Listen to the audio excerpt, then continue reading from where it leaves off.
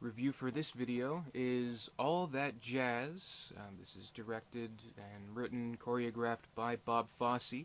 Of course, he's famous for doing the musical Chicago, Cabaret, which was also a film that he was nominated for. This was nominated for Best Picture, didn't win. And this was a movie I didn't know too much about. I bought this last year. This was on HMV's $5 shelf, and I thought, I haven't seen this before. I want to watch, an Oscar-nominated movie, whatever. I want to check this out, see what it's about. I mean, maybe it's a musical, maybe it's kind of one of those, masturbatory, self-congratulating kind of story of Bob Fosse's life. I mean, this even says here, I don't know if you can read that, special music edition. So I'm like, I'll give it a shot, whatever. So I didn't know really anything about it. Little did I know how incredible this movie was.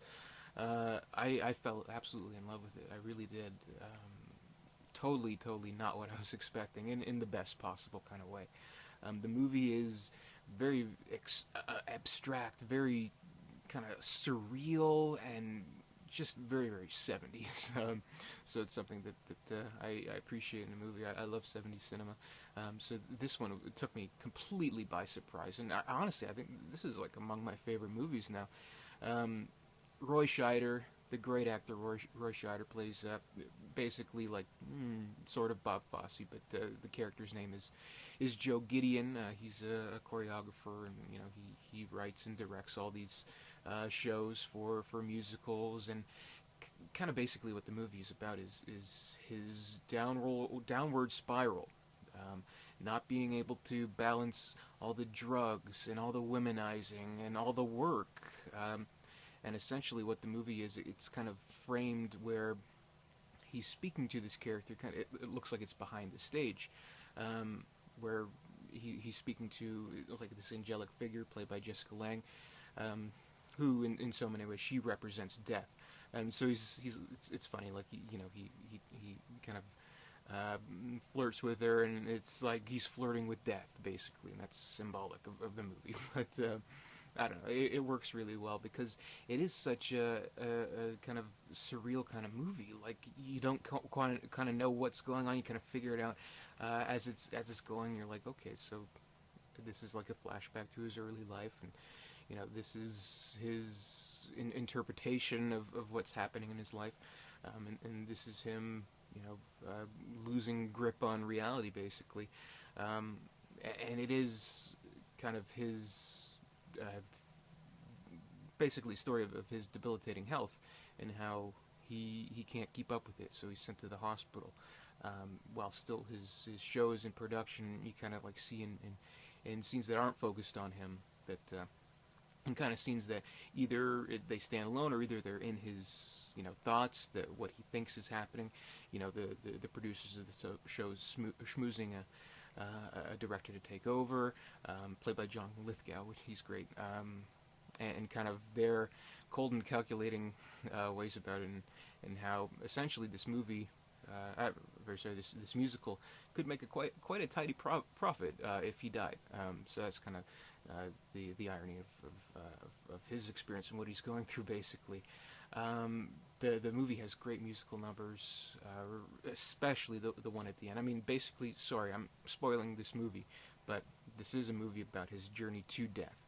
And the ending musical number is a version of Bye Bye Love, except it's Bye Bye Life. And it's this huge, elaborate kind of, again, very 70s production number where, women are dressed up as like, these, like when you see in the hospitals, like kind of like the framework of the human body and stuff like that. And everyone in his life is the audience, and it's just so spectacular. And Roy Scheider, obviously you don't think of this, you think of like Jaws or The French Connection or Sequest. I don't know what you think of, but you don't always think of him as a song and dance man, though apparently he did have experience in it, which is kind of what garnered him this role. But his performing is excellent. I mean, definitely he's not, the best singer in the entire world, but he does a great job, an excellent job. And more so the drama of the character, and how basically like what kind of works in like a subplot of the movie, what he's dealing with, the drug use, and all the women that he sees and lies to and says he loves them but he doesn't, and just his wicked ways basically. One aspect of the film is, and again, it's kind of based somewhat on Bob Fosse's own life and his involvement with the film. I think it was Lenny was the film that he was doing.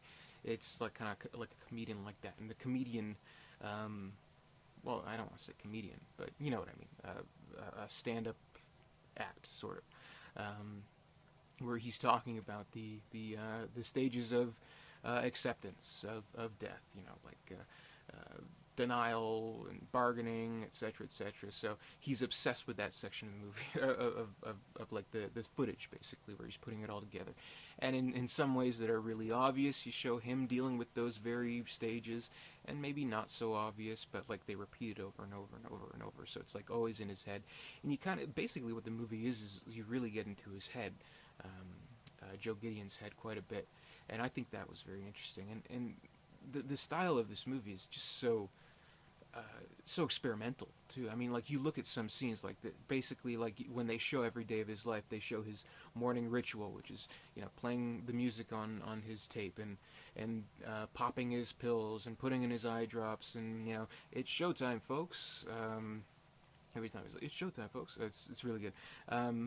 But something like that, you can almost like look at those sections of the movie and you're like, yeah, this is kind of something that maybe like Aronofsky was influenced by for something, with Requiem for a Dream. Like it's very like experimental and quick cuts and very kind of, I don't know, again, just I keep on saying this, but surreal is kind of the way it kind of feels. And I don't know, I just think it's just such a brilliant movie. It's hard to kind of describe why I like it so much, but it is a very emotionally involving movie, kind of about acceptance of death, essentially. So it is quite moving, but not in an overly maudlin way, which is, I think, the key to the movie. Like, essentially, I mean, it's as if Bob Fosse wrote his own epitaph. This is his confession. This is his revelation of himself. If somebody had to tell the story of his life, I guess it had to be him to tell it.